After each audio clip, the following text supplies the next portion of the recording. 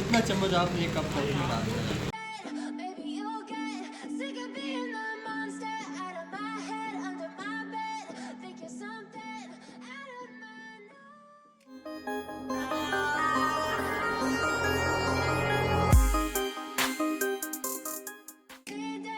then will you get bored of killing?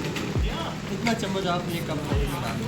जितना दूध डालना है ना वो डाल के फिर इतना. एक अच्छा कप दूध हाँ इतनी कॉफी डालनी है आप. ठीक है. हाँ एक कप 2 पर आते हैं, 2 में इतनी डालना. ठीक है. चीनी जितनी आप लेते हैं यूज़ करते हैं इतनी डालना है. एक चम्मच ठीक है. फिर बस. और आस्ता हल्की आंच पे इसको पकाना है. जब जाग आए थोड़ी सी कप में डालें. हाँ ठीक है. फिर उसको रखें चूल्हे पे. अच्छा फिर उसको पकाएं. फिर जाग आए फिर डालें. फिर पके तीसरी बार. अच्छा झाग के आने तक. अच्छा थैंक यू सो मच. तीसरी बार पे कह रहा हूँ मतलब 2 बार आए. But you keep me on red. Oh, और ना ये कप रखा हुआ है. हाँ. ठीक है. ये बीच में जाएगा. हाँ इसमें हो.